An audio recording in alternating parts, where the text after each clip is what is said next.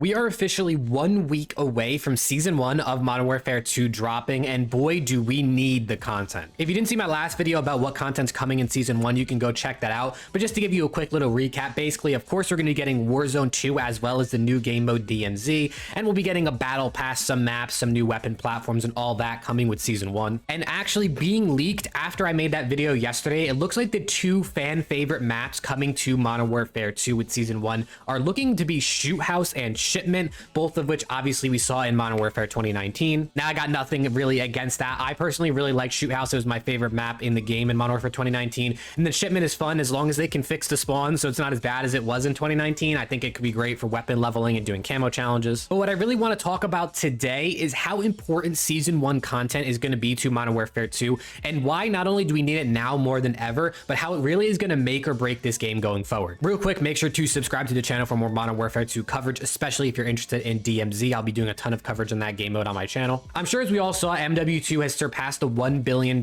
mark in sales within the first 10 days of the game being out, which makes it the fastest selling COD ever. Black Ops 2 used to be the fastest selling COD ever from back in 2012, but it took 15 days to reach that $1 billion in sales. So Modern Warfare 2 doing it in 10 days is now the fastest selling COD ever. And I think for good reason it is the fastest selling COD ever. I think at the base, this game is really good. A lot of hype around the Modern Warfare 2 series, especially following up on the 2019 game, especially with the campaign and the storyline. With the bigger and better multiplayer based on what we saw in 2019, MW2 really is a better version of that game, and I'm glad that what we've gotten so far has been so much better. But MW2 is in dire need of Season 1 content, and it has to be good if it wants to keep players around. If you saw my what appears to be pretty controversial video about MW2 being a scam, I mean, I got tons of hate comments on like my YouTube short and on the video about that, but you know, I find it very interesting to see the differences between sides of what people view as a scam and what they view about MW2. But either way, if you saw that video, what we got at launch is not what we were promised with MW2,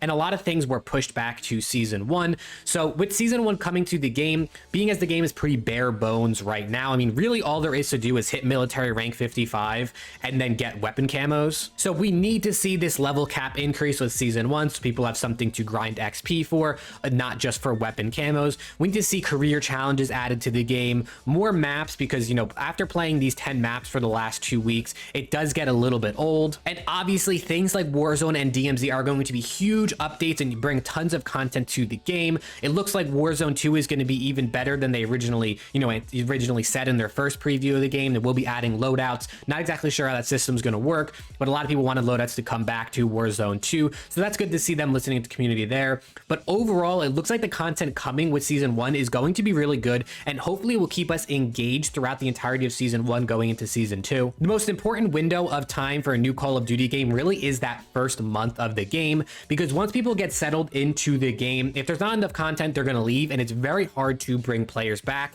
Hence why they really focus on player retention with video games these days. I do think Season 1 is going to bring a lot of really good content. It is going to keep me playing the game for a longer period of time. I found myself playing less and less as the last week has gone on. Once I hit level 55, I got like 5 to 10 gold weapons. I started to feel myself not wanting to play as much, so I'm really looking forward to the level cap increase of Season 1 as well as DMZ. And I think with the time of year and everything going on right now, I think there is a real big opportunity for Call of Duty to capitalize and do some sort of seasonal events in the game. Obviously, as we all know, we will be getting soccer or football players, depending on what you call it in your part of the world. They will be coming. Messi, Neymar, and Pogba will be coming to the game as playable operators, as well as I believe Messi and Neymar will both be getting gun blueprints. But doing some sort of World Cup event could be really cool and could entice people to continue playing the game. As we head into winter, doing some sort of winter event, as we have seen in the past, will be another way to keep people playing as we head through the end of the year into 2023. Will they do any seasonal events? Honestly, if I had to guess, probably not, considering this Season 1 is coming out. And with Warzone and DMZ, they probably feel that's enough content, so I don't think they'll be adding too much more, but you never really know, and I would love to be surprised with some sort of seasonal event coming towards the end of this year. Either way, I'm really excited for Season 1. I hope you all are too. If you are, let me know down in the comments what you're most excited for.